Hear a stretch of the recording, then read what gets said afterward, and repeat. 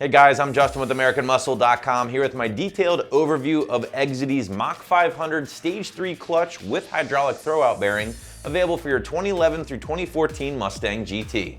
The Exedy Mach 500 that I have in this video should appeal to the manual S197 GT owners out there looking to stick with a single organic disc for the clutch material and one that is capable of holding over 700 foot-pounds of torque at the crank. And this makes this clutch appealing to just about anybody out there. Street guys, street strip guys, naturally aspirated setups, and even most forced induction setups will be able to take advantage of this clutch and its holding capabilities. Now, be honest guys, this is essentially going to be a very beefed up factory replacement, so it's going to be very streetable. It's going to give you a decent lifespan, and this one will include that brand new hydraulic throwout bearing, totally freshening up the clutch assembly in the process. But I do want to focus in and talk about prospective buyers really enjoying this clutch on the road, because in my experience, using a sprung hub design with an organic friction material tends to deliver a friendlier stop and go type situation or experience while driving, as opposed to the more aggressive materials for that clutch disc, such as the metallic materials or even a puck style disc. Pricing wise for the Exedy here is going to fall right in line with some of your other similar options on the site at the mid $500 price point, but keep in mind you are getting that new hydraulic throwout bearing here as well.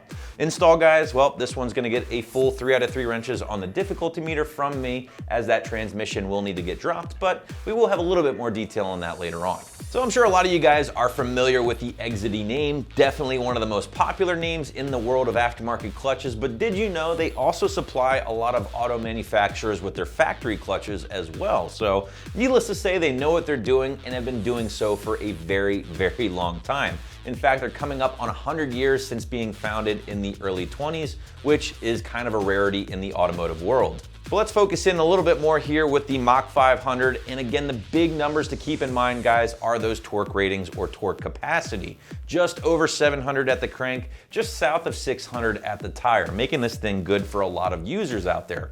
Obviously any NA car, right? Because I don't know of any naturally aspirated car making over 600 foot-pounds to the tire. But even mild forced induction setups as well, this one should be pretty good for you.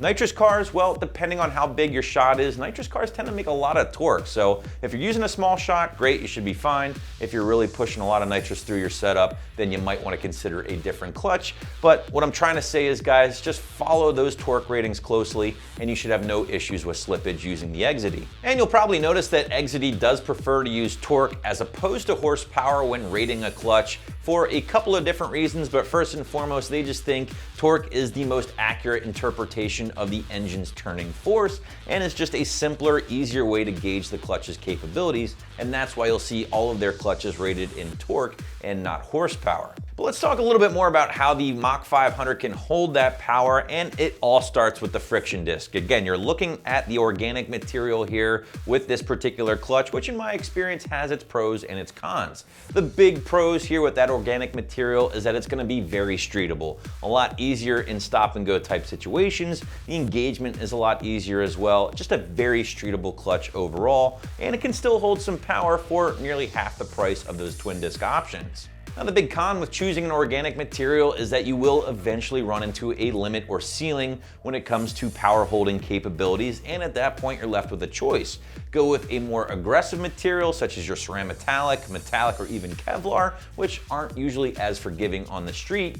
Or if you can afford it, go with a twin disc clutch, which is ultimately going to give you the best of both worlds if you can fit it into your budget. So we know that the Exedy Mach 500 or Stage 3 equivalent will feature that single disc organic compound once again. You are looking at the sprung hub design here, which will help reduce drivetrain shock with engagement. And this isn't something that's unique to Exedy, by the way. It's something a lot of manufacturers do incorporate, and it does help reduce the shock and help smooth out the engagement overall. Now, this particular Mach 500 does feature their high clamp load pressure plate, but with an ungrooved surface. They do offer the Mach 500 on the site with a grooved surface for the pressure plate, and in Exedy's words, it's going to help you maintain or hold a little bit more power. In fact, just north of 600 foot-pounds with the grooved option, about 30 to 40 bucks more if you wanted to check that out on the site instead, or you can just check out the standard Mach 500 that we have here.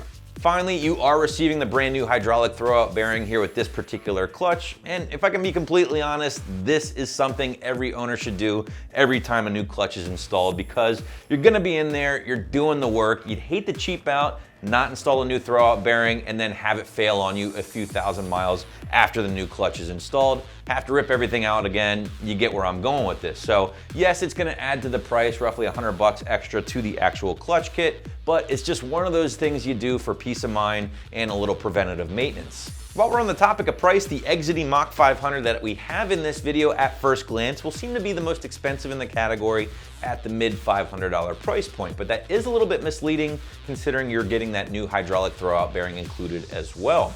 If I can take that a step further, I believe this is going to be one of the most capable in the category of its kind, in addition to being one of the most streetable as well. So a couple factors to keep in mind there.